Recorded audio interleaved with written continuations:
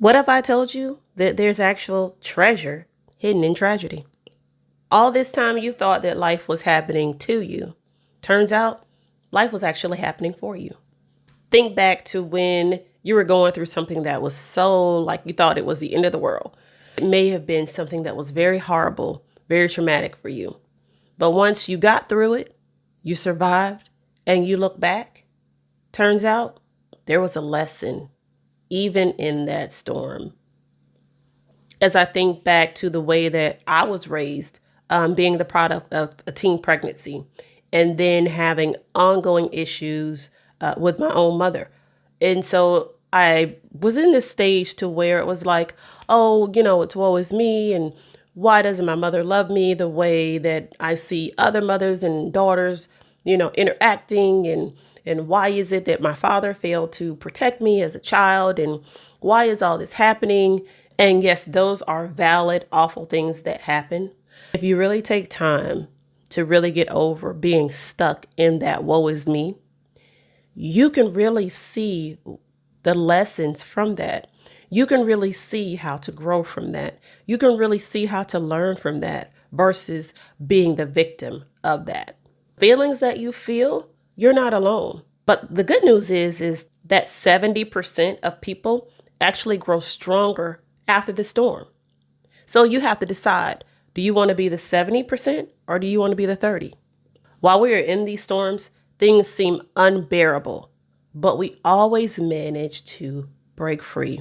I've been in a lot of low situations in my life to where it was always people pleasing, always thinking that I had to perform in order to get love, always being the one that went above and beyond because I was afraid that people wouldn't see me and that I wasn't enough. I was doing crazy things like buying gifts and showing up for people who never really showed up for me, only to be discarded as soon as I did one thing that they didn't agree with.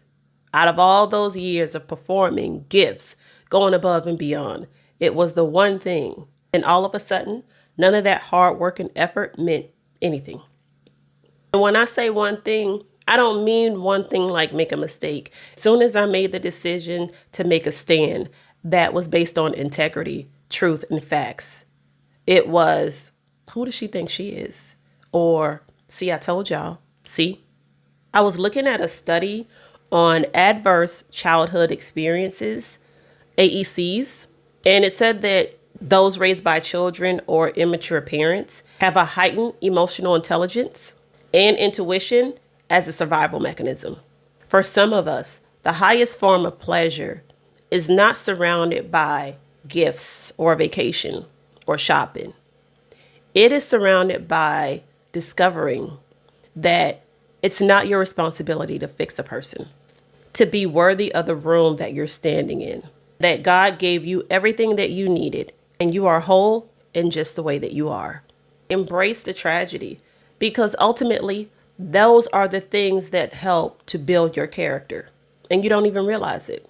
I remember that I used to pray and I used to ask God, and oh, why are people talking about me and why doesn't this person like me and why, are these people lying on me? But then I felt silly because it was like, who doesn't get talked about? Who doesn't get shit on? Who doesn't get lied about? It's a part of life. But it's not about who does what to you. It's how you respond to it, how you grow from it, how you learn from it. So moving forward, when I went to God, I changed my mindset.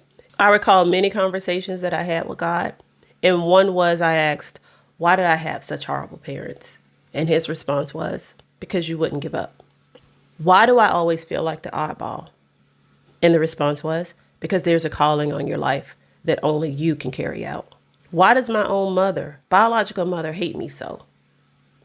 Because she sees everything in you that she is not, and there's an anointing on your life. Why did you pick me?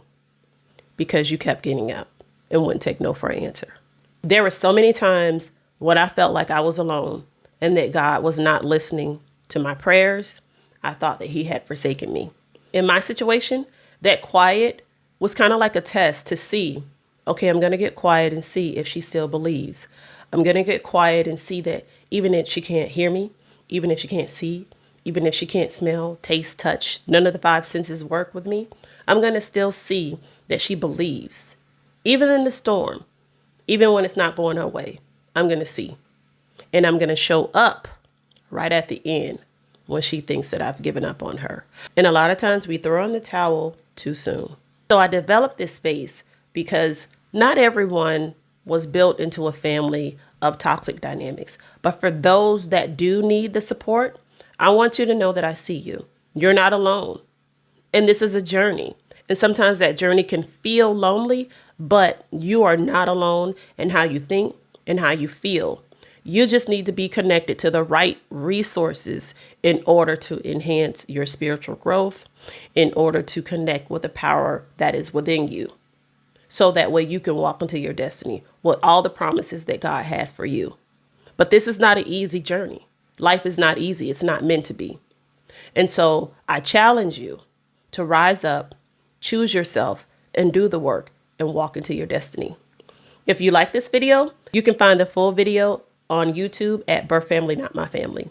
And just remember, I'm not for everybody, but I can be for you if you need me to.